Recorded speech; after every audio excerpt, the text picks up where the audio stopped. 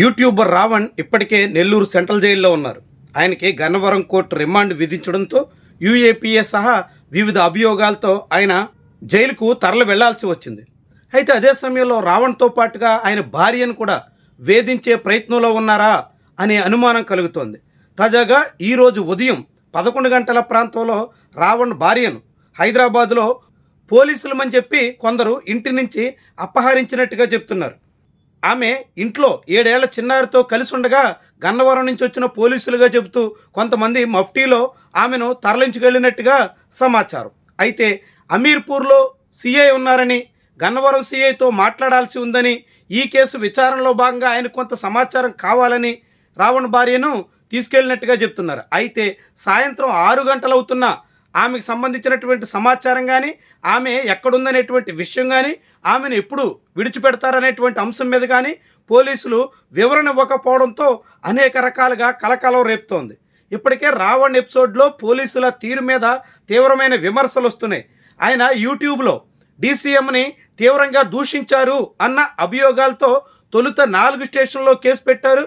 ఆ 4 కేసుల్లోనూ బెయిల్ వచ్చేస్తుండడంతో ఇక 5వ కేసులో తీవ్రమైనటువంటి అభియోగాలు, దేశ ద్రోహం సహా పలు అభియోగాలు మోపి రావణ్ని జైలుకి తరలించారు.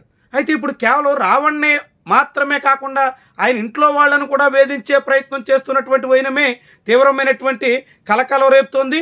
ఈ స్థాయిలో వేధింపులు ఉంటాయా అనే అనుమానాలకు ఆస్కారం ఇస్తుంది. ఇలా విచారణ పేరుతో నిజంగానే పోలీసులు ఎవరినైనా ఇంట్రాగేట్ చేయాలనుకుంటే నోటీస్ ఇవ్వడం, ఆ నోటీస్కి అనుగుణంగా సమయం ఇవ్వడం, ఆ సమయాన్ని బట్టే దానికి తగ్గట్టుగా విచారించడం, ఇదంతా జరగాల్సినటువంటి వ్యవహారం. అదేం లేకుండా మఫ్టీలో కొంతమంది పోలీసులు ఉదయాన్నే హైదరాబాద్లో ఉన్న రావణ్ ఇంటికి వెళ్ళడం, ఆయన భార్యని తీసుకెళ్లడం, ఆయన భార్యను అమీర్పూర్ పోలీస్ స్టేషన్లో విచారిస్తామని చెప్పడం, కానీ ఇప్పటి వరకు అమీర్పూర్ పిఎస్లో కూడా దానికి సంబంధించినటువంటి సమాచారమే ఇవ్వకపోవడంతో అసలు ఏమయ్యారు, ఎక్కడికి వెళ్ళారు, ఇలా అనేక రకాల ప్రశ్నలకైతే ఊతమిస్తుంది. ఏమైనా తాజా ఎపిసోడ్ మరింత వేడి రాజేస్తోంది. రావణ్ కుటుంబ సభ్యులను కూడా వేధించడానికి ఆంధ్రప్రదేశ్ ప్రభుత్వం పూనుకుంటుందా అనేటువంటి ఆరోపణలకు ఆస్కారం ఇస్తుంది. ఈ పద్ధతిన పోలీస్ యంత్రాంగం సాగుతున్నటువంటి వైనం చాలా చాలా తీవ్రమైనటువంటి విమర్శలకి ఆస్కారం ఇస్తుంది. ఇప్పటికే కేవీఆర్ అనే జర్నలిస్ట్ విషయంలో ఆంధ్రప్రదేశ్ పోలీసుల తీరు చాలా పెద్ద స్థాయిలో దుమారం రేపింది. ఆయన భార్య అడ్డుకుంటున్న కేవీఆర్ని ఉన్నపళంగా లిఫ్ట్ చేసినటువంటి తీరు, బొబ్బిలి కోర్టు ఆదేశాలతో ఆయన్ని రిమాండ్కు పంపడం, ఇదంతా ఒక భాగమైతే ఆ తర్వాత రావణ్ భార్య మీదే కేసు పెట్టినటువంటి వైనం మరింత విడ్డూరంగా కనిపిస్తోంది. ఇప్పటికే ఆంధ్రప్రదేశ్ పోలీసుల మీద హైదరాబాద్ సరూర్ నగర్ పిఎస్లో కేసులు నమోదయ్యాయి. దానికి కౌంటర్ అన్నట్టుగా కేవీఆర్ భార్య మీద బొబ్బిల్లో కేసు నమోదు చేసినటువంటి వైనమే విడ్డూరం కనిపిస్తుంది. ఒకవైపు కేవీఆర్, మరొక వైపు ఆయన భార్య, ఇంకొక వైపు రావణ్, ఆయనకి తోడుగా ఆయన భార్య, ఇలా కుటుంబ సభ్యుల్ని కూడా వెంటాడతారా, వాళ్ళని కూడా వేధించుకుంటూ తింటారా, ఈ తీరున ఏ చట్టం చెబుతుంది? ఇలాంటి అనేక ప్రశ్నలు అయితే ఉదయించక మానవు.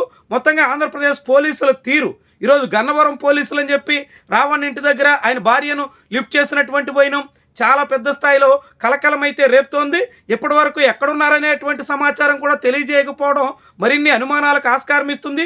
ఏం జరిగింది, ఎలా జరిగింది, ఎందుకు జరిగింది అన్న దాని మీద పోలీసులు వెంటనే వివరణ ఇవ్వాల్సినటువంటి అవసరం అయితే చాలా క్లియర్గా కనిపిస్తోంది.